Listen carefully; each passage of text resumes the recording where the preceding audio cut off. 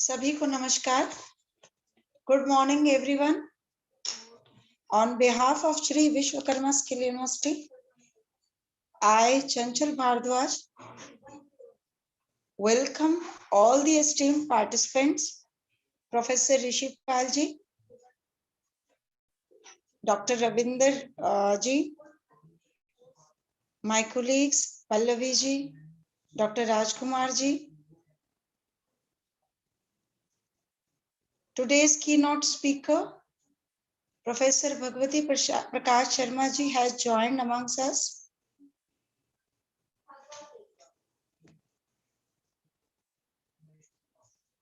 Good morning.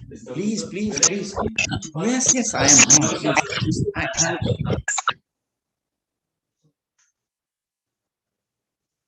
On behalf of Shri Vishwakarma School University, Honorable Vice Chancellor, and on the Department of Pedagogy and Capacity Building, I, Chanchal Bhardwaj, again welcome today's eminent keynote speaker, Professor Bhagwati Prakash.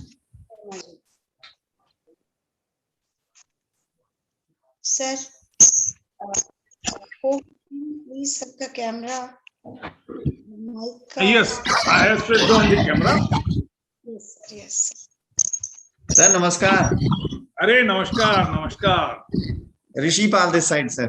Acha, we have been conversing very long since long time. We have been conversing, and we have. I invited you number of times at Delhi University at CPDHE, sir. Yes. I was associated there also. So now this program is. Yes, this program is being organized by my university. I am working with this university, Sri Vishwakarma Skill University, sir. I see. Yeah. Right, so you are still with the Delhi University, and you are collaborating in this program. I am collaborating, sir. Basically, I am professor of this university, Sri Vishwakarma Skill University. I see. Right, sir. And I welcome you, sir. Chanchal madam, sir, with your permission, can we start the program? Yes, of course. Yes. Chanchal madam, we can start the program. Sure. So, with the permission of the chair, I would like to introduce our eminent key speaker today, Professor Bhagwati Prakash Sharma ji.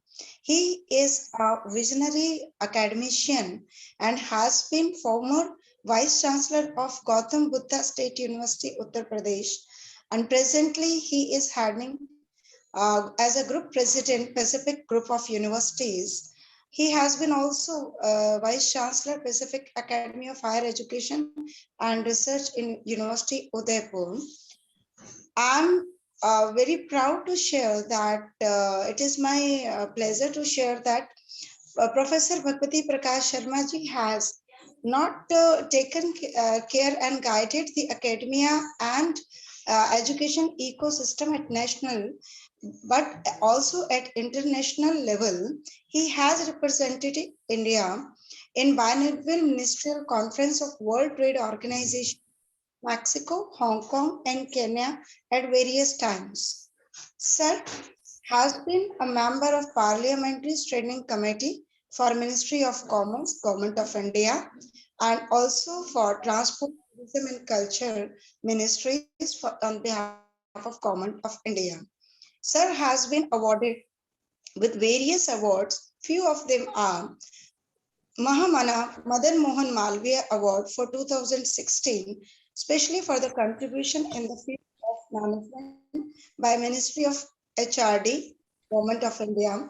Achievers Award 2016 for best contribution in management sector in the year 2015 by Computer Society of India. Excellence Award 2016 by Hindustan Times. Dainik Bhaskar Lifetime Achievement Award 2016.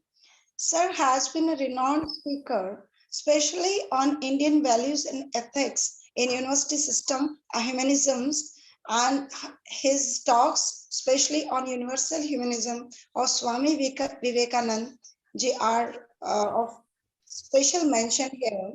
and they have been delivered at various places at national level and international level, including Dubai, Sharjah, and Abu Dhabi. Sir, I would like to request you again to share your pearls of wisdom with us today in this faculty development program, and we are lucky to hear you and learn from you. Thank you. Professor Bhagwati Prakash Sharma. Thank you, Professor Chanchal. Thanks to Professor Rishipal. And I also convey my regards to the Vice Chancellor Raj Nehru ji. And I'm also fortunate to just have seen Professor Agnihotri ji on the poster right now. So all these enthusing personalities have, in fact, inspired me with a lot of new thoughts.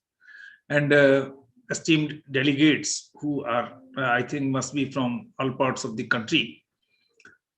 So indeed, actually, the topic, I'm just against the topic. I do not feel that an academician should be administered. I believe in laissez-faire style of managing an academic institution.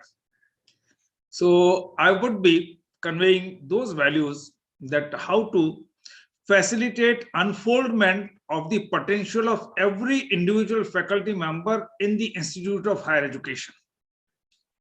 The role of what do we call today the administrator is, I think, to inspire the faculty members that they develop their potential.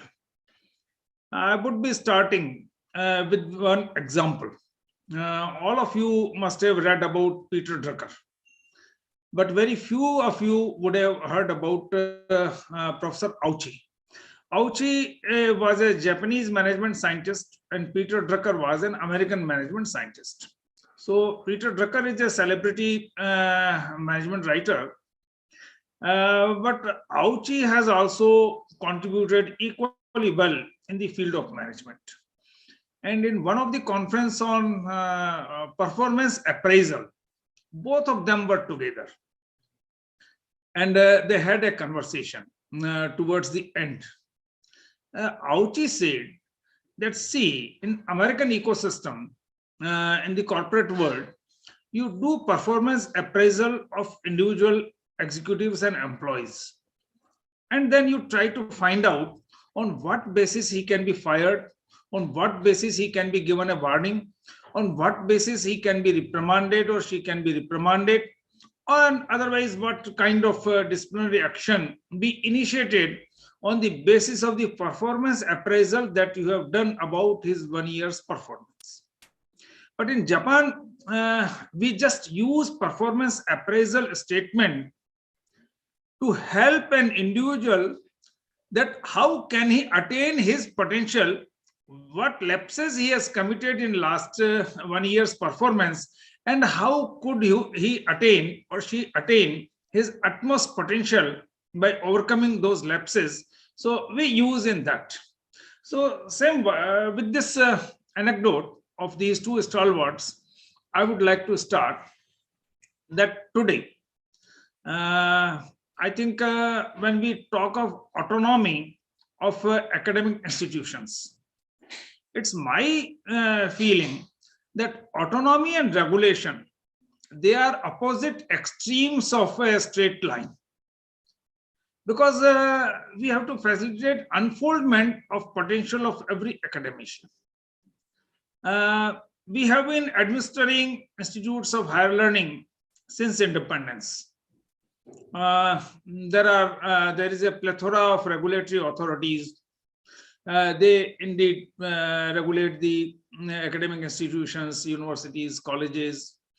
And again, normally what we do that very often, many of the heads of institute, maybe vice chancellor, maybe principal, they also just administer that, try to administer the overall performance of the institution. But to my mind, I think every faculty member is an institution unto himself or herself. And often, when it's my opinion that I do feel that a good teacher is not one who can just deliver a lecture very well or very meticulously. But I consider a good teacher is one who can inspire and motivate the students to read more. That is the faculty member has to inspire and motivate the students. And if he doesn't have an internal locus of self-motivation, how can he inspire and motivate the students? And therefore, if there is any apprehension of being administered, if there is any apprehension of being regulated, then a person would not be using his potential or her potential in a natural way. And therefore, what do I feel? That the responsibility of a head of institute is again to inspire and motivate that every faculty member develops his or her potential, academic potential, to the utmost extent, and he engages himself with all his talent in facilitating the students' unfoldment of potential. This is, I think, the need of the hour. Now, the new education policy, national education policy, is already in vogue, and almost we have been talking about it for the last 1.5 years. And it has been very rightly pointed out in the National Education Policy 2020 that the purpose or mission of this policy is to make India a knowledge superpower. And to be knowledge superpower, it is not the administration, but it is the engagement and contribution of each of the faculty members. For example, what do I feel? We have almost 1,000 plus universities and degree awarding institutes, and almost 45,000 colleges. But after 1930, no scholar in India has got a Nobel Prize after C.V. Raman, who got it in 1930 for his or her research in science in India, or for his or her research in any branch. To the contrary, I see Israel is a small country, a tiny nation, having a square area of just 24,000 square kilometer. Just it is 2/3 of Aksai which China has captured from us. So such a one of the Israeli university fall in the category of top 10 universities, which has produced largest number of Nobel laureates from 2001 to 2017 in the world.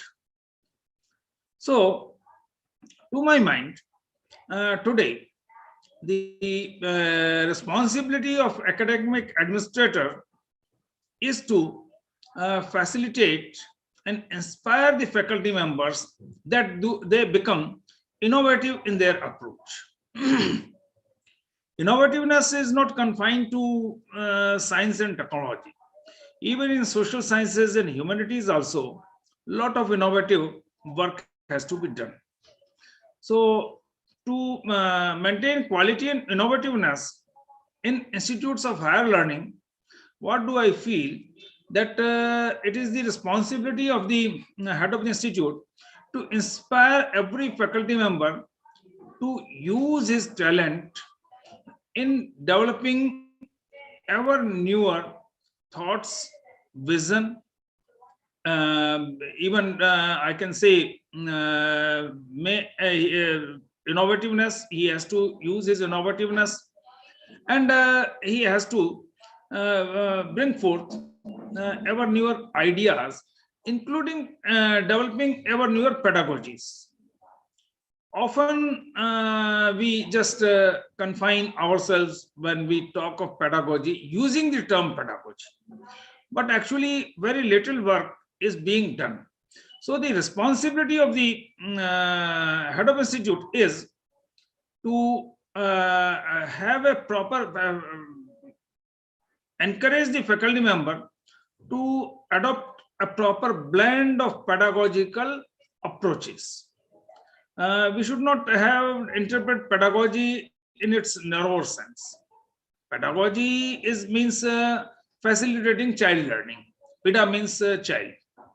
Nowadays, since in higher education we teach adults, and therefore a lot of teaching learning approaches in the category of pedagogy have been developed with a different name, andragogies.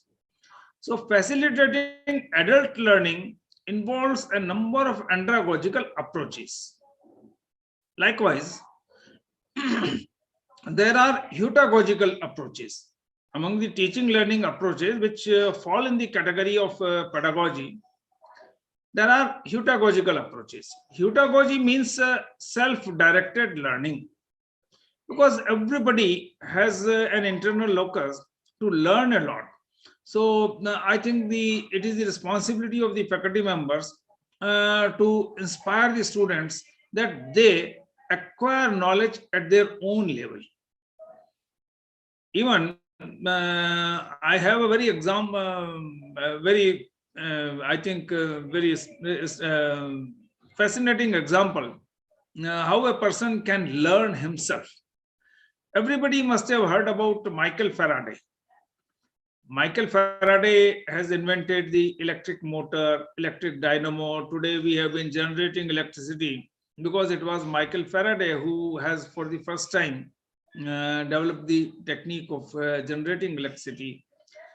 And he has also developed the technique how electric energy can be converted into motive force, and we have all these electric motors and all these things. Everything is being moved through electric power. He did not see any university or college. He was working on a shop of book binding, and he used to get a lot of books for binding, and in his free time he used to read those books, and from that vision he has acquired while acting as a workman in a book binding shop, and he made all these innovations, and there are several innovations to his credit. So he was not given this assignment that he has to do some invention or he has to read those books, but it was his internal locus. Likewise, every faculty member of our institutes of higher learning should also be encouraged and inspired, and an academic administrator has to provide an ecosystem that, like Michael Faraday, our faculty members use all their time and energy in imbibing new knowledge, creating new knowledge, and even well assimilating the available and existing knowledge properly. Similarly, in addition to heutagogical approaches, these days we have pedagogical approaches. So peer-to-peer learning. Nowadays, students learn a lot among themselves. And to facilitate peer-to-peer learning, if we can adopt the pedagogy of facilitating problem-based learning. I think in India, very little work has been done on facilitating problem-based learning. Now, to facilitate problem-based learning, the faculty member has to divide students in smaller groups of 5, 10, 5, 7, 10, etc. And then in a group, he has to give a problem. Say, he is teaching computer science, and he can assign that, all right, if in your town, you have to implement a traffic management system by installing a photo recognition system, then how can you do that? Or say if he is teaching agriculture or botany, Then nowadays, even by observing the foliage, leaves of the crop, what is the defect in the soil, what ailment is affecting the crop. So a lot of artificial intelligence based innovations have been done, that through that artificial intelligence based solution, by observing the leaves, that software would help you in finding out the diseases of the crops. So you can assign a problem to a small group, and say if there are 60 students in a class, you can divide them into 6 or 7 groups, and each group can be given a problem related to the topic you have been teaching. Now, whether you are teaching philosophy, or you have been teaching humanities or linguistics or social sciences, you can assign a problem every time. Say if you are teaching economics, the faculty member can assign, all right, what should be the M2 money supply in Indian economy? So any problem can be assigned. Then the students would be reading a lot of literature, would be discussing, that group would be discussing, and then they would be coming out with a solution. Now it's easy said than done. If our teachers have to use this facilitating problem-based learning, every teacher must have 1000 problem statements in his diary or folder related to this subject he has to teach. So he has to assign right kind of problems. And likewise, when we come to other pedagogies like transformational pedagogies, introducing a change in the value system of the students. Lot of stress has been laid upon value-based education in the national education policy. We have been teaching many subjects related to value-based education, maybe professional ethics and human values in engineering, or ethics in management, or ethics in economics, or we have been introducing a lot of such subjects to be taught. But actually, we have not been succeeding in ingraining ethics and values in the conduct and behavior of the passing out student, that after passing out from our institution, he displays exemplary level of ethics and values. It is not being seen.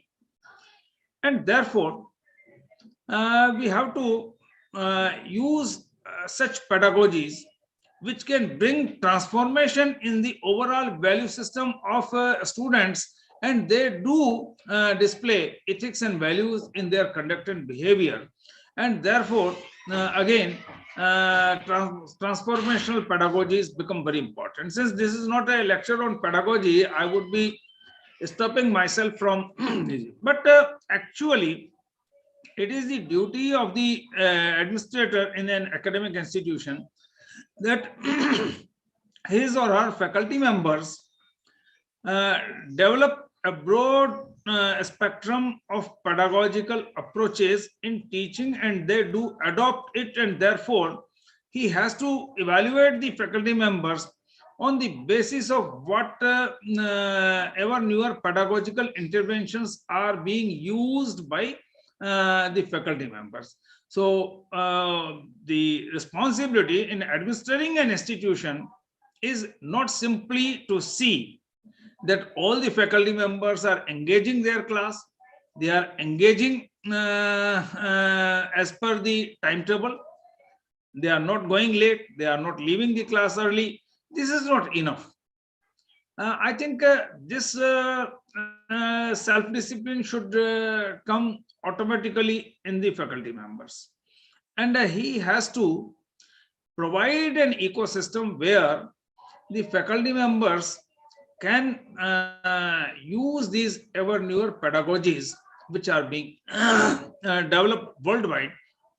And we have been pursuing these pedagogies very scantily, what I have observed. And therefore, this is one of the area where I think an administrator in an academic institute has to take care of, that the faculty members are inspired to use a diverse blend of pedagogical interventions. Another important thing is none of the Indian universities fall in the category of top 100 or 200, or even sometimes none of the Indian universities fall in the category of 300 top universities. There are, broadly speaking, 8 verticals of criteria of evaluating universities. One of them is the intellectual property registrations of that university. In the intellectual property registration, we have copyrights, patents, integrated circuits, new plant varieties, new organs. There are 7 kinds of intellectual properties. So how many patents a university has to its credit? Now, patent is not a rocket science. You can get a patent. There are 124 patents on tea kettle. चाय की केतली के ऊपर 124 patents. So anybody can. And even say in humanities or social sciences, one cannot go for patenting. Copyright, one can go for copyright. If somebody has developed a new pedagogy, or say if he has developed, say, some problem assignments, problem statements for facilitating problem-based learning. तो problem based learning के लिए faculty members ने कुछ problem statements बनाए, उन पे copyright register कराया जा सकता है. So out of these 7 kinds of intellectual properties, again I will not be going into the details of the various kinds of intellectual properties, but somewhere we have an academic administrator has to encourage that whether somebody is from humanities, or somebody is from social sciences, or somebody is from science and technology, one kind or the other kind of intellectual property can be registered, maybe with respect to teaching procedure, maybe with respect to admission procedure. You can apply. So we have to sensitize our faculty members that they create a lot of intellectual property to their credit. That is another area where the faculty members have to be sensitized. Like in the national education policy, a lot has been talked about our heritage and Indian knowledge system. That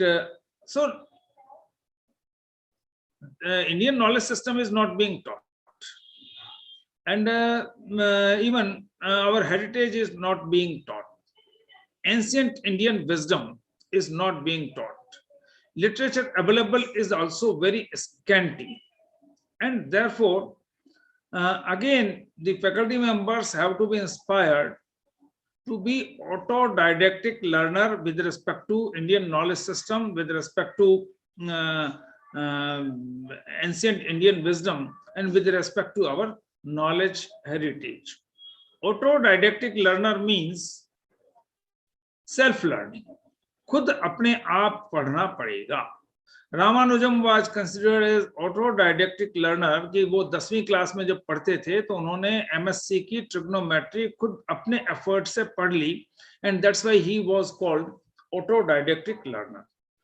So somewhere faculty members have to be motivated, and for that some study circles can be made on having maybe weekly or fortnightly or monthly conferences on ancient Indian wisdom related to each area.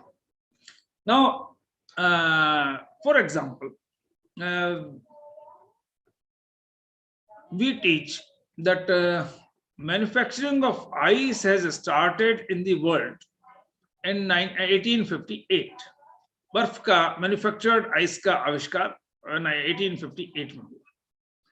Now, if we go to ancient Indian scriptures, then Valmiki Ramayana mentions that when Lord Ram was to be welcomed, so Bharatji instructed his ministers that you spray ice-cooled water बर्फ से पानी को ठंडा करके सड़कों पर छिड़काव करिए भगवान राम के स्वागत में। तो हनुमान जी ने आके जब सूचना दी उनको, तो he was having 20 to 30 minutes to his disposal that Viman of Lord Ram is likely to come. And he instructed his ministers ki you do this. He passed on many instructions. So he used the words him शीतेन वारिणः. हिम यानी बर्फ से, शीतेन यानी ठंडा किया हुआ, वारिणः यानी जल, सड़कों पर बर्फ से. It means they must have had captive ice, manufactured ice in Ayodhya at that time, and therefore when we are teaching manufacturing of ice, we have to teach this thing to them. Or say when we are teaching linguistics, or then I think in Indian knowledge system, there is not a single word in which the letters are not packed intelligently. For example, I'll just quote one example. In 2012, in the United Nations Framework on Climate Change, Framework Convention on Climate Change, scientists of more than 100 countries opined that 60% of rain precipitating humidity is contributed by ocean. धरती पे वर्षा करने के लिए जो atmosphere में humidity चाहिए उसमें 60% contribute की जाती है ओशंस के द्वारा, and 40% of the humidity is contributed by forest. Forest are second important variable in facilitating rains on the earth. Now forest, the Sanskrit word is one. Now epidemiology of one शब्द कैसे बना है? If we see, then in Sanskrit or in our ancient language, every word has its connotation. तो one शब्द की उत्पत्ति जो बताई है यास्क ने निरुक्त में, वन्यते याचते वृष्टि पदायते इति वनाः, which demands rains from the environment, is forest. वन्यते याचते वृष्टि प्रदायते इति वनाः. प्रकृति में वृष्टि की मांग, वर्षा की मांग करने वाले को वन कहते हैं. ऐसे, since I have not to deal with, so somewhere every academic administrator has to motivate his or her faculty members, whatever subject he has been teaching or she has been teaching, the knowledge heritage of ancient Indian scriptures should be explored, and with respect to every topic a faculty member has to teach, and he has to blend that. So that is also one of the important area where I think the academic administrator has to inspire his or her faculty members that they do continuously assimilate knowledge of Indian knowledge system, Indian heritage, and ancient Indian wisdom. So that is again, and our civilizational antiquities and everything.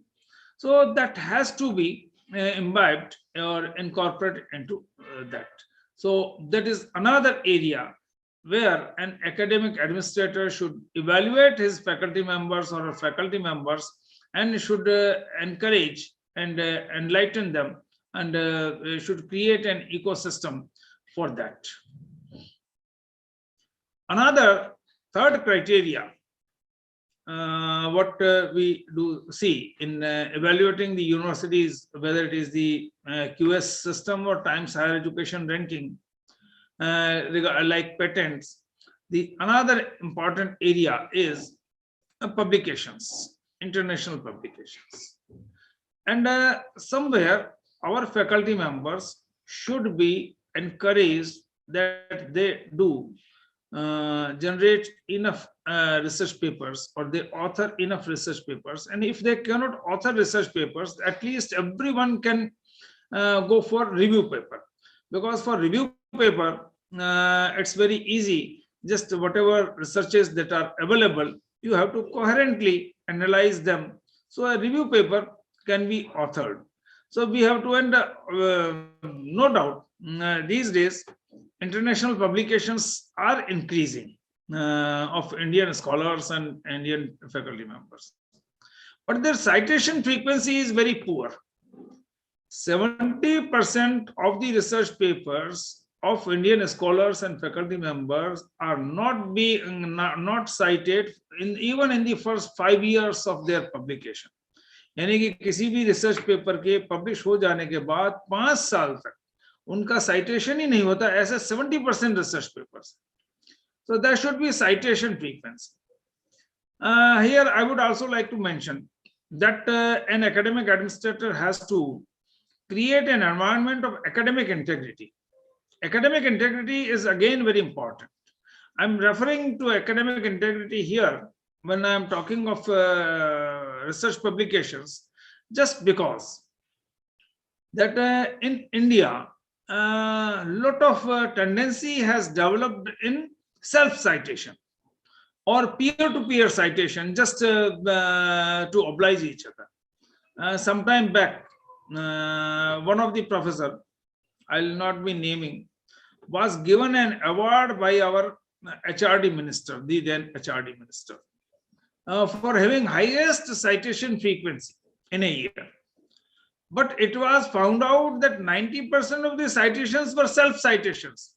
आदमी अपने ही पुराने research paper को बाद वाले research paper में 5-6 जगह refer कर देता है, और इसलिए उसके जो अपना citation frequency पिछले पेपर्स की बहुत बढ़ जाती है. Or people also develop some. So actually, genuinely, I think this is again the responsibility of the head of institute, that faculty members contribute fairly large number of research papers, and should also produce such quality research papers that they are cited. Yeah, there is a research paper on artificial intelligence which was cited 25,000 times in a year. So if our contribution in the research paper is such that other subsequent scholars find it worthwhile to refer our paper, so the faculty members should be sensitized about this aspect of their publications also. Similarly, what do I feel that in India, when we have to administer the institution, academic integrity should be exemplary. And I think every institute should have its academic integrity policy and should encourage people to, even these days, the sample that are being used, or a sample that is being selected for study is not representative. Now, nobody can find out whether your sample was representative or not. Say in studies, often a review of literature is not very exhaustive, not very pinpointed. And unless your review of literature is exhaustive, I think you cannot rightly identify the gap in the research, and therefore you cannot have right kind of problem. So in this regard also, what do I feel? That faculty members must be sensitized that whatever research work they do, whatever research work they do supervise, or whatever research publications they author, in all of them, there should be high degree of academic integrity. That is, the review of literature is also proper, exhaustive. Selecting the technique of selecting sample is also very foolproof, that the sample is representative. Say, for example, when I was taking the biopsy of a candidate who conducted his study on tourism, and when I asked him that when did you collect the information? So he was not knowing what I want to know. So he just responded me. He was from Rajasthan. He said, I have collected this information from the month of during summer vacations in the month of May and June, and some work that I did in July. So I have since at that time I was free, and that's why I got the questionnaires filled up from the tourists who used to come in my area of study. But actually, summers were off season from the point of view of tourists, and therefore only budget class tourists used to come to that destination. And when I asked them that the sample you have surveyed, they are all budget class travelers, because normally the people who can afford to visit a hill station, they'll not be going to a destination in Rajasthan, because and that destination was just having very thin density of tourist arrival in the summers. So you may have a proper technique of selecting the sample, but you have to keep all these things in your mind. So whether a person is supervising his studies, or he is publishing his own research work, so academic integrity has to, and it is the person, he himself or she herself, has to take care of academic integrity. So another important aspect, I think, in academic administration or in the administering an institution, this academic integrity must be promoted, whether it is the review of literature, or it is the use of right research methodology, or like that. Even say, for example, a lot of work is being done, but reliability and validity of the tool for research is not being assessed properly. No doubt, when I have conducted interview, viva voce of the candidates, and when I asked that you have mentioned reliability coefficient and validity coefficient, how did you calculate, how did you conducted this reliability assessment? He said, sir, whatever data I have compiled, I have given to data analyst, and data analyst has calculated this reliability and validity coefficient. So then if you will be feeding some data, you will be getting some output, but that has nothing to do with the reliability and validity of the study. So that way also, that is again very important. Now coming to the day-to-day administration of the institution. This is how the faculty members should be sensitized to this. Regarding day-to-day administration of the university, somewhere a head of institute should also interact with the students, understanding their problem.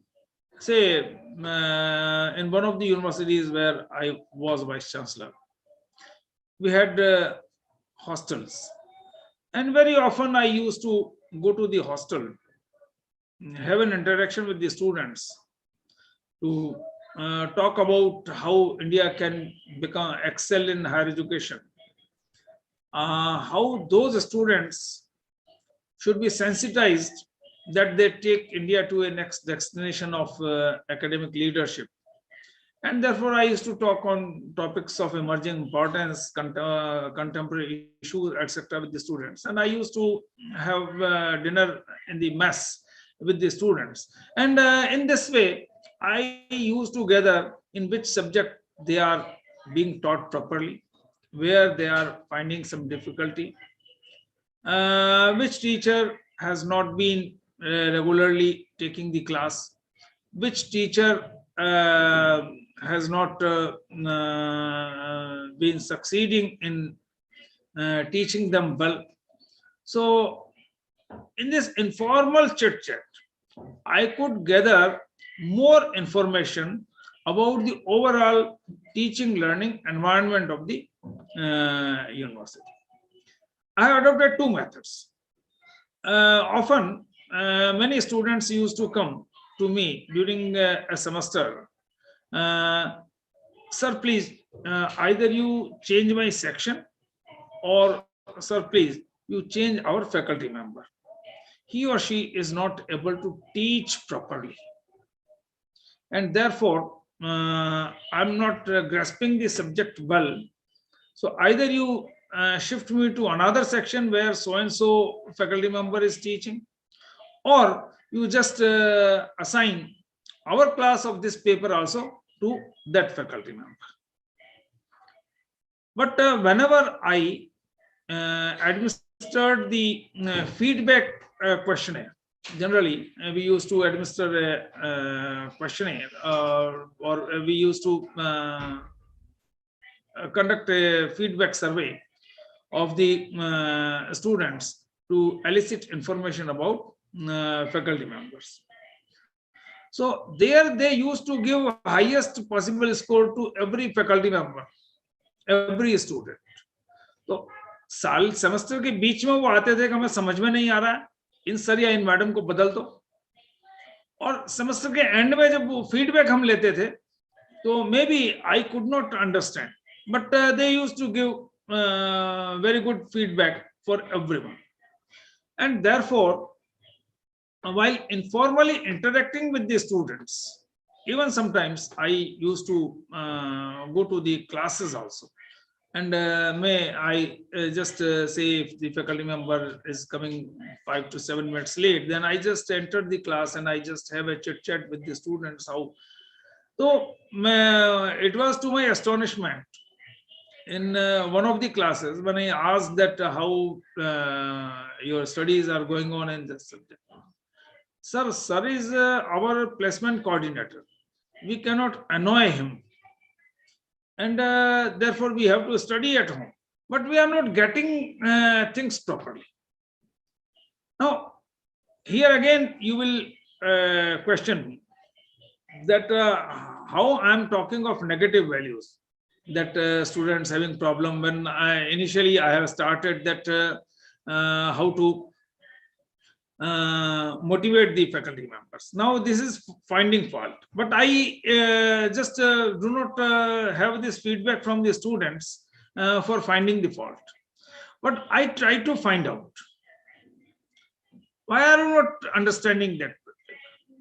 Is your sir very fast, बहुत fast पढ़ा रहे हैं, or is in his lecture he is teaching too much preliminary things, or in his lecture he has been teaching too many advanced things that you cannot understand, or he has not been elaborating the underlying concepts within each topic. So I used to find it. And then, say for example, two faculty members were teaching financial management, and students were up in arms with respect to one of the faculty members. Sir, ये इनसे हमको बिल्कुल कुछ समझ में नहीं आ रहा, हम नहीं पढ़ना चाहते उनसे. So then I just had a chit chat with the students. कभी बहुत fast पढ़ा रहे हैं, बहुत slow पढ़ा रहे हैं, जो underlying principles हैं वो नहीं समझा पा रहे हैं. So I used to find out, क्योंकि every teacher wants to give the best, but he also doesn't know sometimes that what is the problem with the students. For example, for a good teacher, I often just tell my faculty members, so see, there are some students in a class who are avoidant. There are some students who are participative. There are some students who are collaborative. Now, avoidant students, उनको कुछ समझ में नहीं आ रहा है. They are gazing at you when you are teaching or speaking. But जैसे ही आपने उनकी निगाह में निगाह डाली, वो अपनी निगाह हटा लेगा, क्योंकि उसे लगेगा मुझे कुछ पूछ लिया जाएगा. So, how to convert avoidant students into a participative student or collaborative student, and therefore, if there are some students who need explanation of everything, There are some students, आप अगर उनको हर चीज explain करोगे तो they are having very good level of understanding, तो उनको लगेगा monotonous. And therefore, I always used to find out or try to find out that what are the lapses being committed by a particular faculty member in teaching a particular subject. And then I counsel the faculty member that if he teaches little bit slower, or if he or she explains the underlying principles properly, or if he or she include some latest cases, latest problems, latest concepts, latest innovations, etc. in his lecture. So what is lacking in his lecture, I try to pinpoint this. So as an administrator, it is the responsibility of every head of institute to have a chit chat with the students and try to assess how can he counsel his or her faculty member to be a successful teacher. So if the students are having grievance with some particular faculty member, I never use them as in reprimanding the faculty members. ऐसा नहीं कि मुझे students ने कहा समझ में नहीं आ रहा है तो मैं उन फैकल्टी मेंबर्स को शो कोर्स दे दिया या उनको और कोई warning they the. I try to find out why students are not satisfied from a particular teacher and how that teacher can convert it into or turned into a successful teacher. So I think in administration of an institution, a faculty member, head of institute has to interact with the students very frequently, try to find out how are they learning in their respective classes, and how to counsel each faculty member that he delivers his lecture in the best possible manner. Then I think faculty members should also be encouraged to adopt or use some student development programs. So I often talk to the faculty members, how many chapter reviews do you conduct in a session or in a semester? So often I see that chapter reviews are not being done. So there are many such student development programs. There may be presentations, there may be presentation on contemporary issues, there may be group discussion on contemporary issues. So I just, again, I'll not be having enough time to discuss of all student development programs. But normally, I encourage my faculty members that they do adopt as many student development programs as possible. So in the student development program, say for example, I have been motivating the faculty members to conduct chapter reviews very frequently. And I insist that at least 3 to 5 chapter reviews should be done in a subject in a semester. Minimum 3, maximum 5. So in chapter reviews, I ask the faculty members that you divide the class into smaller groups of 6 to 8 students. 6 से 8 students का एक group हो जाता है. When you have completed 1 unit of teaching, after completing 1 unit of teaching, you announce a particular date for the conduct of chapter review. Divide the students into smaller groups, maybe of 6, 7, 8. And then I do ask the faculty members that you prepare some chits for draw of lots. मान लो एक unit आपने पढ़ाया उसमें 30 छोटे-छोटे सब topics verticals हो जाते हैं, आप 30 चिट बना लीजिए और उसके बाद में आपने अनाउंस कर दिया कि भाई नेक्स्ट फ्राइडे या this coming Friday we shall be having doing chapter review. तो 60 मिनट के एक पीरियड में 6-7 बच्चों का ग्रुप और उनको अलग अलग जगह, कोई लाइब्रेरी के टेबल्स पे, कोई क्लास के अलग अलग 3 कॉर्नर में, कहीं लॉन में 6 से 7 8 बच्चे एक ग्रुप में होते हैं। उनको पीयर टू पीयर एवेल्युएशन के लिए एक स्लिप दे देते हैं जिसमें 6-7 मान लो 7 बच्चे हैं तो 7 ही बच्चों के नाम लिखने की एक तरफ स्पेस होगी एक वर्टिकल कॉलम में। Then is content, coherence and overall impact. और एवरी स्टूडेंट, एक ग्रुप है 7 बच्चों का, तो every student shall be given 5 minutes to speak.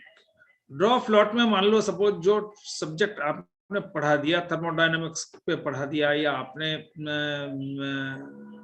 निराला की कविताओं पे पढ़ा दिया, जो भी आपने पढ़ा दिया, और उसके ऊपर आपने 30 चिट बना लिए, और उसके बाद में वो चिट्स आपने बच्चों को बांट दिए। और एक ग्रुप जो है चैप्टर रिव्यू के लिए, वो 7 बच्चों का ग्रुप है, तो उनको 7 सेल्फ स्कोरिंग शीट्स दे दी, तो 7 ही बच्चों के पास एक एक स्कोर शीट होगी। When one student would be, इसमें ड्रॉ फ्लॉट में पहले स्टूडेंट को जो टॉपिक मिल गया वो उसको उस पर 5 मिनट बोलना है, फिर दूसरा, तीसरा। When the first student is speaking in the group, 7 लोगों के में, तो other 6 would be giving him the score or her the score. When second is speaking, so again remaining 6. When third is speaking, again remaining 6 would be giving awards of his 10 marks for content, 10 marks for coherence, 10 marks for overall impact. And ultimately, faculty member has to see that all these 4, 5, 6, whatever number of groups he has created, they are conducting the group discussion properly, chapter review is being done properly. And then he compiles. So students, since they have been taught that unit, they have been informed in advance that there would be a chapter review. And then each student would not be knowing कि उसको draw फ्लॉट में कौन सा chit उस unit में से मिल जाएगा. He comes prepared, he has been taught, he comes prepared, and then and it develops his ability to speak, ability to construct sentences. It improves his voice and accent in speaking. So normally when we ask the students to give some presentation in our presence, he becomes conscious. But 6-7-8 बच्चों के group में अगर उसे अपना peer to peer evaluation के लिए presentation देना है जो ड्रॉ फ्लॉट, तो there are almost more than 20 such student development programs which I always encourage my faculty members that they should.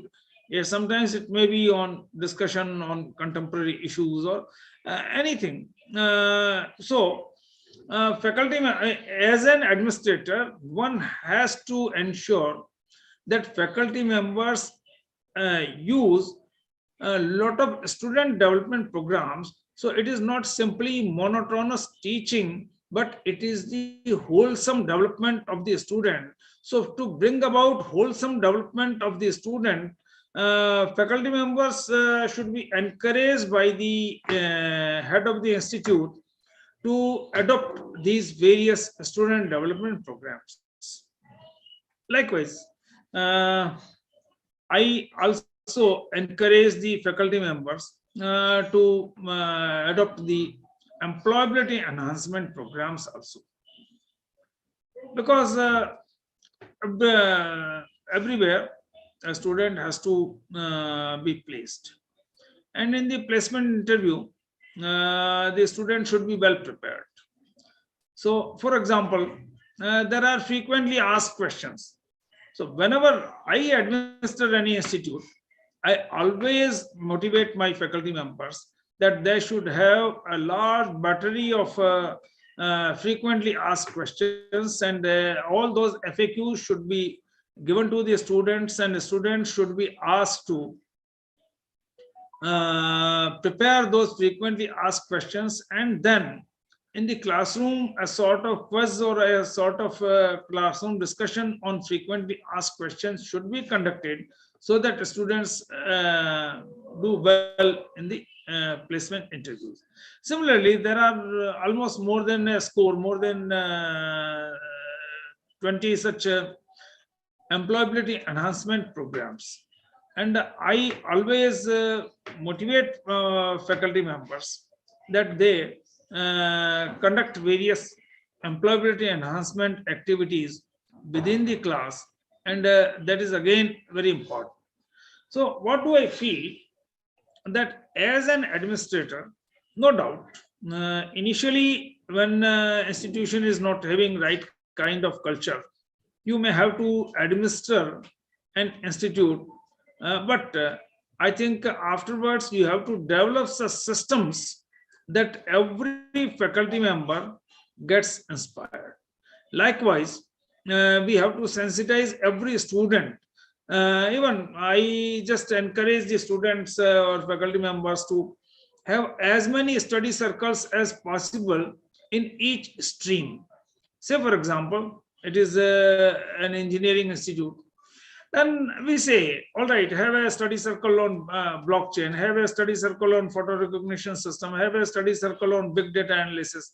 Likewise, if you have study circles, whether it is the history or it is the geography or it is the sociology or it is the law or any faculty, try to have as many study circles as possible.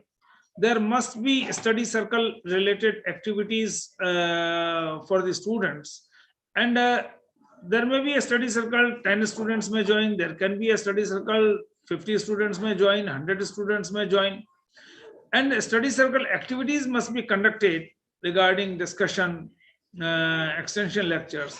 And I just try to impress upon the students that they should run all the study circle related activities, and all the emerging areas of that subject must be there in the among the study circles. And so an academic administrator has to ensure fullest possible development of the students of the institute. And in this fullest possible development of the students, he has to see that the faculty members do all such activities which help the students to unfold their potential. Often there are several definitions of management. One of the definitions says management is not directing the things, but management is the development of people. Similarly, as an academic administrator, it is the responsibility of the head of institute to ensure that fullest possible development of students take place, and to facilitate fullest possible development of the students, the faculty members do adopt right kind of pedagogies. Faculty members adopt other various kinds of teaching learning approaches. Faculty members do adopt various student development programs or activities. They do conduct employability enhancement activities, and at the same time, utmost academic integrity is maintained.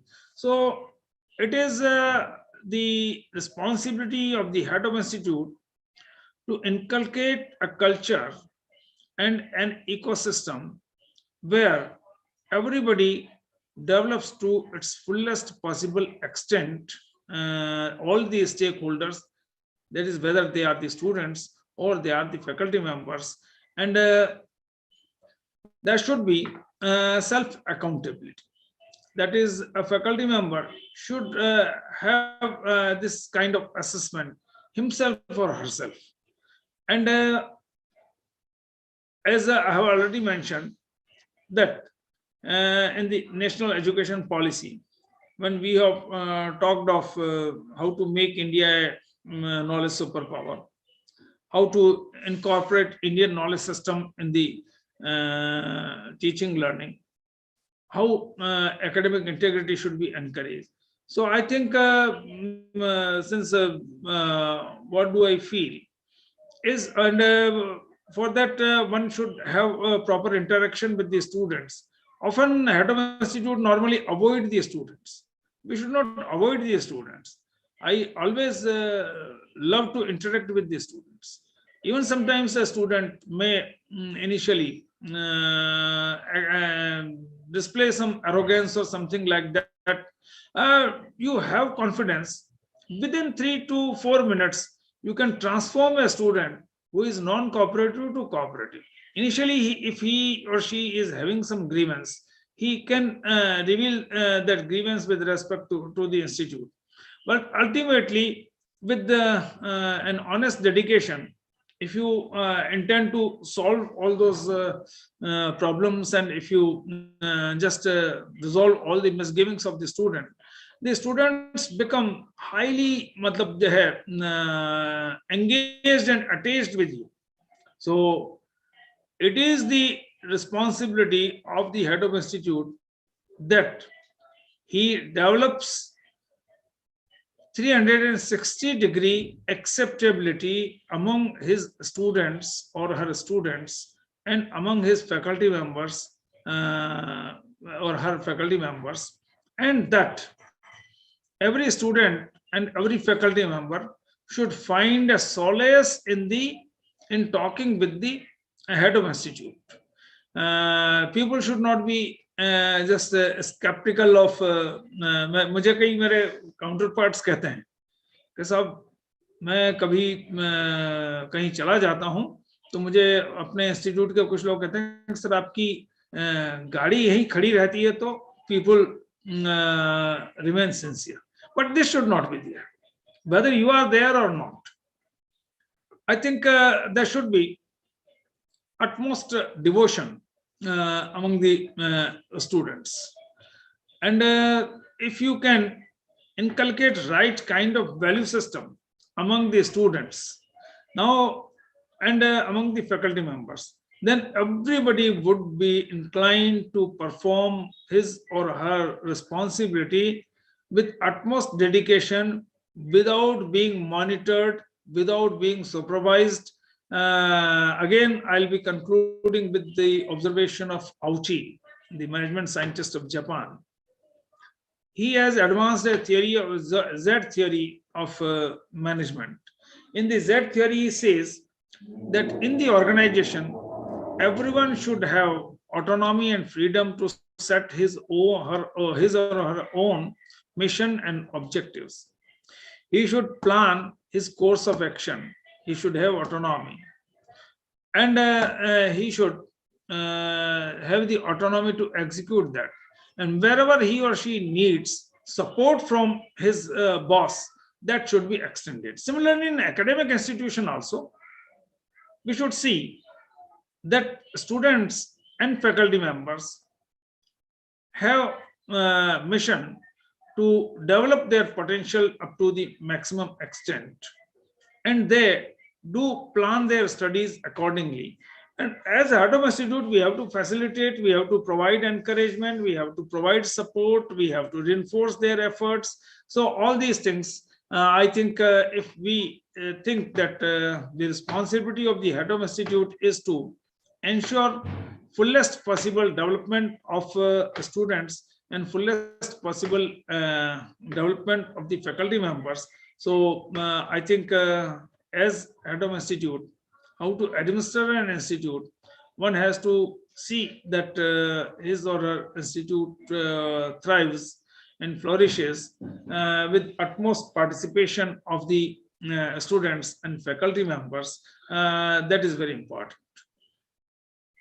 Even I think right kind of inculcating right kind of values among the students and faculty members are also very important. And I'll just be concluding, because we will have to leave some time for question answer also. So I'll just be giving an example of a Gurukul that existed in the Vijayanagar Samraj. So Tenali Ram invited an Acharya, ek Acharya ko bulaya, to establish a Gurukul. He was given vast area of land and everything. And after 2 years, the Prime Minister Tenali Ram said that king, while coming from Shikar, he would be visiting his ashram or Gurukul. So he said, okay, fine, come, welcome.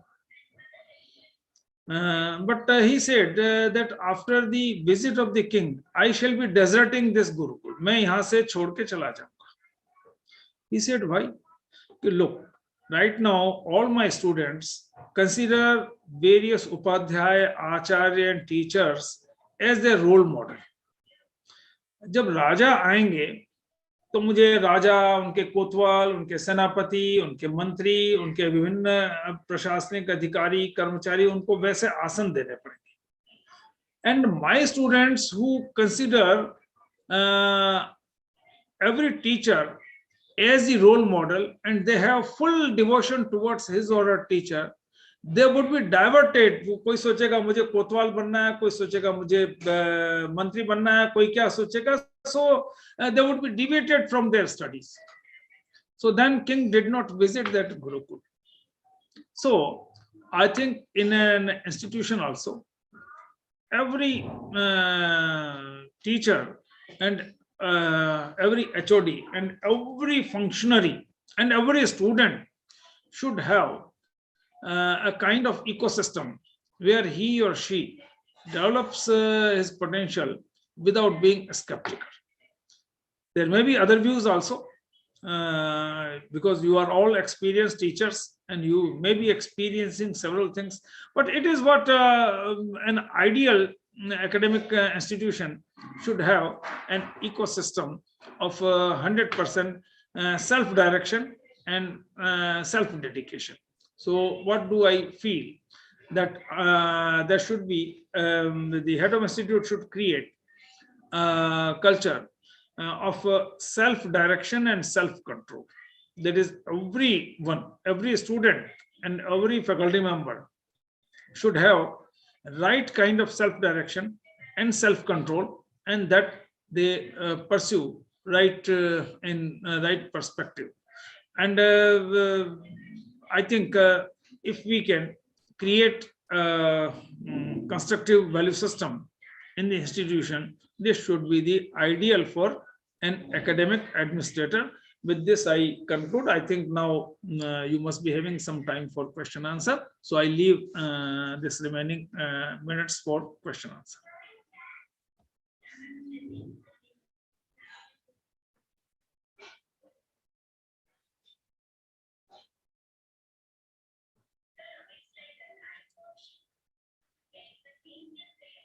If you have any provision of question answer, you can, and otherwise I'll continue.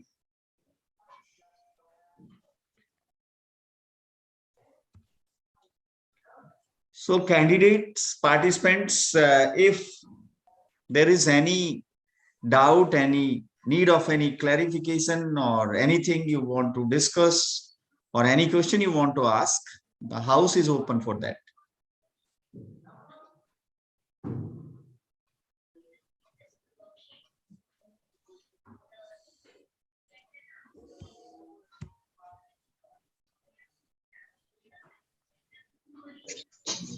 Thank you, sir. Hello. Yes. Actually, I think, Prof. Saab, there might not be any question from the participants. So it is because no one, I am going through the chat box also. So there is nothing in the chat box, as well as I request IT cell.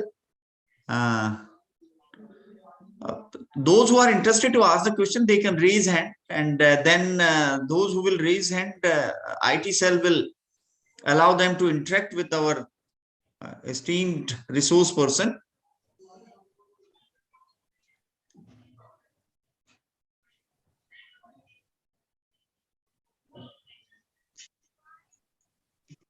Dr. Saab, I think the session was so self-explanatory and were in such a detail. That is right, but even then there might be certain doubts, need of clarification or anything, even if participants want to share.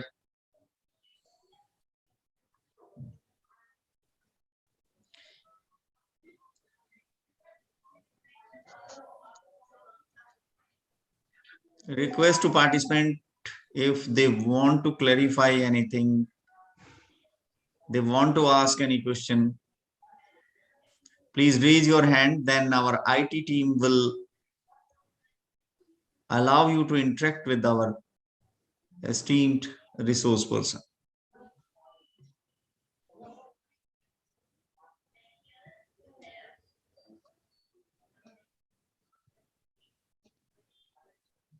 Dr. Saab, I think whatever has been shared by Chanchal Madam, this is right. Your interaction is so self-explanatory that the participants are not coming up for asking questions. So it is up to you, sir. Fine, then let us continue. If there are no queries from the participants. Right, sir. Actually, just I want to know what are their backgrounds? They are from all faculties? They are from all faculties and they are from all over India, from various universities, colleges, institutes, and all different disciplines, sir. Another important thing, which I think one has to inculcate, academic integrity even among the students. Say, for example, when I just talked of students' pride, I think if we can make the students conscious of students' pride. So we conducted an experiment to conduct internal tests without invigilators.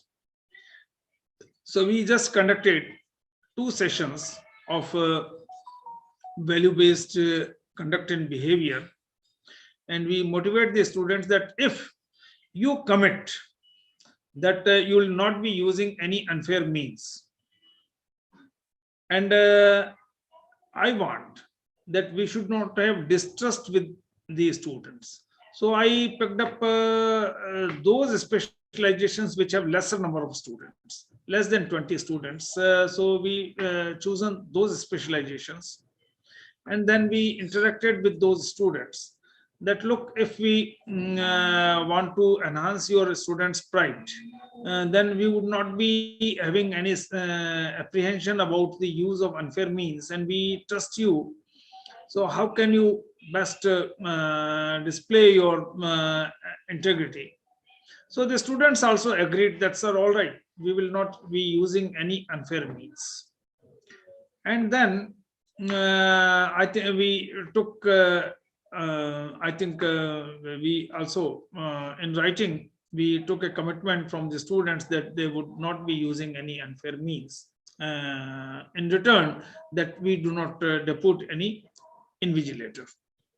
And to our surprise also, we have seen that once we had this invigilator less or without invigilator, we have seen that the students displayed utmost integrity. So what do I feel? That as an administrator, because in management there are, as I have mentioned, Z theory. Actually, there are 3 theories: theory X, theory Y, and theory Z. Theory X, head of institute or manager, would always have this apprehension that everybody is dishonest. जब भी मौका मिलेगा तो लोग मतलब जो काम से जी चुराएंगे. People would run away from the work unless people are reprimanded, unless people are administered very closely, unless there are reprimands for any deviation. People do not work, and therefore जो हम कहते हैं ना कि डंडे से ही लोग काम करते हैं, and we have to administer people very closely and very strictly, then only people would be behaving properly. So that institute would have that culture. Whenever anybody would be finding an opportunity to shirk from responsibility, अपने काम से बचने का वगैरह, वो सारा that kind of culture. Then there is a theory Y. Theory Y, head of institute would believe that work is as involving as game. Work is as entertaining as game, provided people have adequate incentives for outstanding performance, and when people are given freedom and they show utmost performance. So a theory why head of institute would always be putting faith and trust in each of faculty member and each of the student, and the theory why head of institute would always be trying to create a system of value-based administration. That is, people, as I have already mentioned, pursue self-direction and self-control to attain the mission and goals of the organization or of the institute. So in a theory why kind of culture, people would be showing initiative to work, maybe for research or maybe for self-study or like that. And in the theory Z, there are two sets of theory Z. I won't be going into the details of two kinds of theory Z, but just on the whole, theory Z believes that the head of institute should have trust and faith in each of the stakeholders in the institute, and they should be given freedom to set their own targets, to plan for executing or for attaining those targets, and the head of institute should act as facilitator. So in that case, every faculty member would certainly be displaying that kind of initiative. Even sometimes, for example, we talk of regulating the higher educational institutions, maybe universities being regulated by various regulatory authorities. I often put the question that, look, every university has at least 50 to 60 boards of studies. For every stream, for every program, there is a board of study. There are at least 4 members in the board of studies. Say there is an MBA program, there is an MCom program, there are various programs, and for each program there is MA Hindi and MA History, and so for every program there is a board of studies. So in a university there are 50 to 60 boards of studies. Then there is an academic council with 30 to 40 members.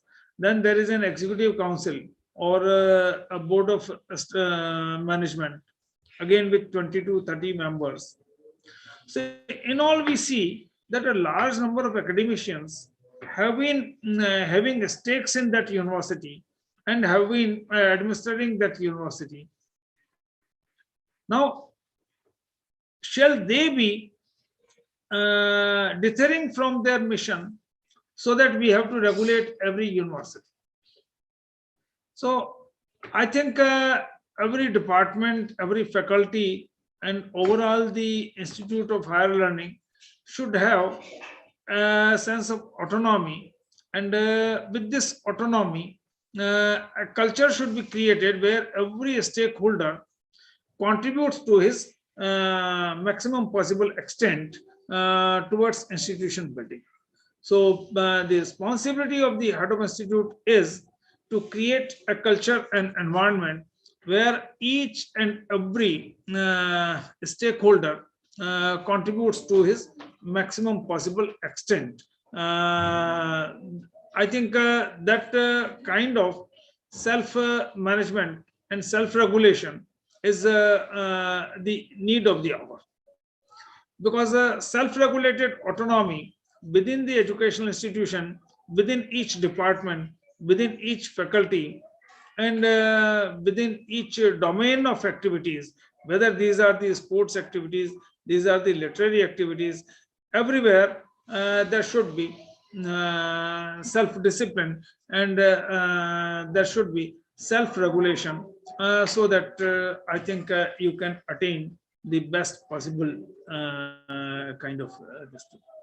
Another important thing which I do feel is that ancient Indian wisdom and our heritage should find place in all our programs. That is very essential. And for that, for example, these days, a lot of research work is being conducted or is being done. But often we just confine to our existing textbooks and reference books. And we do not throw our vision outside that domain. For example, I do find like Aryan invasion theory. It is being taught since our childhood or since long time. Aryans have come from outside, maybe from Central Asia or from Europe, or that Aryans are not a race native to this place. They have come in 3000 BC, and they deserted the Indus Valley civilization. They just attacked the Indus Valley civilization, and they caused many brutal atrocities on those people, and they were displaced there. There is no scientific study into that.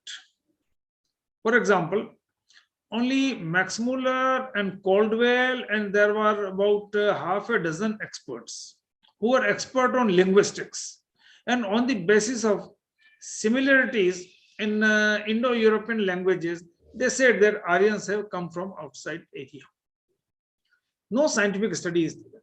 But nowadays, there are more than 35 scientific studies which have proved that Indus Valley civilization had become extinct in not 3000 BC, but in 4000 BC. And secondly, it is an 8000 years old civilization, that is of 6000 BC, and it was deserted in 4000 BC, not in 3000 BC. There are satellite pictures, there are archaeological excavations, and all of them have proved that Indus Valley civilization got extinct in 4000 BC. But that is not finding place in our reference books as well as in our textbooks. That is number one. Then it has been proved that this Indus Valley civilization has been displaced or has become extinct because of turbulence in the climate for almost 3 centuries. And it is not the Indus Valley civilization alone, but there are more than 24 civilizations, right from Tamil Nadu to Indus Valley civilization and up to Iraq, up to Iran. Almost more than 30 such civilizations have got displaced due to turbulence in the environment or in the climate for almost 300 years. Now, all this work has been done scientifically, but we have not been able to incorporate into our textbooks and reference books all these ever newer findings that are there.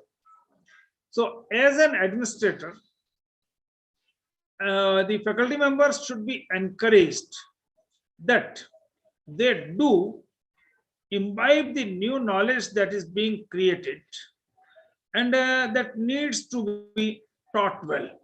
For example, another celebrity work, with that I would be concluding, or I will be just using 2 examples. I'm having 4 minutes to my credit. So, somewhere around 2000, Angus Maddison, the British economic historian, was asked by the OECD countries, Organization for Economic Cooperation and Development countries, that Angus, can you author the history of last 2000 years of 2 millennia? He said, yes, I can do it. I need 20 anthropologists, I need 30 economists, I need so many archaeologists. So he was given a support of 130 world-class scholars, and he was given a chartered aircraft, and he conducted his study. And that World Economic History, a Millennium Perspective, has been published from Belgium and from Brussels in Europe.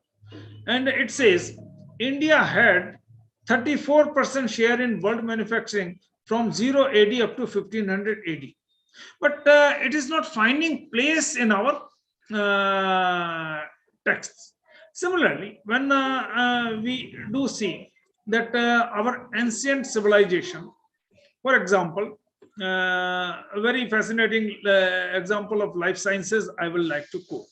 As I have already said, that in our ancient scriptures, every term, every word has a very intelligent design of the words. Words ko bahut letters, intelligent design of the letters. For example, these days, we talk of cardiac memory and cortical memory, Mastishkagat Smriti and Hridayagat Smriti. 50 years back, nobody talked of cardiac memory in modern science. Our ancient scriptures talked of cardiac memory. Or our ancient scriptures have also mentioned Chitta ka sthan Hriday hai.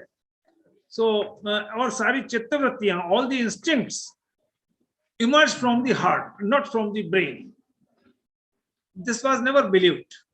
But nowadays, when a lot of heart transplantations are taking place, it has been seen a lady who has never thought of consuming liquor. She was having heart problems. So, in case of an accidental death, one person was dying, and so his heart was transplanted into that lady, and that person was a beer addict, and that's why after this heart transplant, that lady became beer addict. Similarly, heart of a piano playing girl was transplanted in a foundry worker. That foundry worker, after that heart transplant, started playing piano. He developed a taste. One girl was murdered, and her heart was transplanted into another girl. She was having a heart problem. So then she always had an apprehension that she is likely to be murdered, and ultimately she helped the police to identify the murderer kind of clothes he was wearing and face and everything, and that was nabbed. So now people have started talking of cardiac memory as well as cortical memory, or the chitta ka sthan hriday keh ke, or in I don't have now enough time. But there is a lot of literature in our ancient scriptures about this property of the heart. So now, and therefore, I think as an administrator, one has to sensitize all his faculty members that they have high regard for the ancient Indian wisdom, and we do incorporate. So whether these are the latest studies or it is, so this is also where the faculty members have to be sensitized. With this, now I conclude. Already my time schedule was from 10 to 11:30, so I think the time is over. Thank you, sir. Thank you so much for the detailed informative session on the effective management of academic in higher education. Now, I would like to invite Professor Rishi Pal, convener, 1 week national workshop, for a formal vote of thanks to our eminent speaker. Professor Rishi Pal. Thank you, Chanchal Madam. And I express my heartfelt thanks because it is always very much pleasurable, interesting, and value adding to me to listen to Sir, because I have listened a number of times while conducting different program at Delhi University and other places also. So for me, it is really always interesting and value adding for me. And the way he has taken the various activity of academia, and he has given the understanding about it, because leadership and governance can be, or in other words, the effective leadership and governance can be ensured only when we will understand the processes, procedures, activities, and functions of academic institutions. Once we will understand that, then we can understand how these processes can be improved. And the team and the person who is involved in the improvement, who is involved in betterment of these activities, is really an academic leader or a person who can be involved in the governing system of academic institutions. So I express my heartfelt thanks to you, sir, for sparing your valuable time, being so busy, and for sharing your really lifelong experience with the participants. And I want to share one thing, that present day we might be thinking that why we are talking about this leadership and governance. In my yesterday's lecture, I shared that when gradually we will go from one position to other, and when we will develop in the arena of academics, then we will start feeling that somewhere we are leader, or another time we are team member. So if we will have that kind of characteristics and trait really related to the leadership and governance, that is going to support all of us. So thank you, sir. Thank you very much for your valuable time and for your valuable contribution in achieving the objective of this workshop. Thank you, sir. Thank you very much. Thanks a lot. Thank you, sir. Thanks. There is an announcement for the participants. Please join the session well in time. The session is going to be started at scheduled time only. Thank you. Thank you, everyone.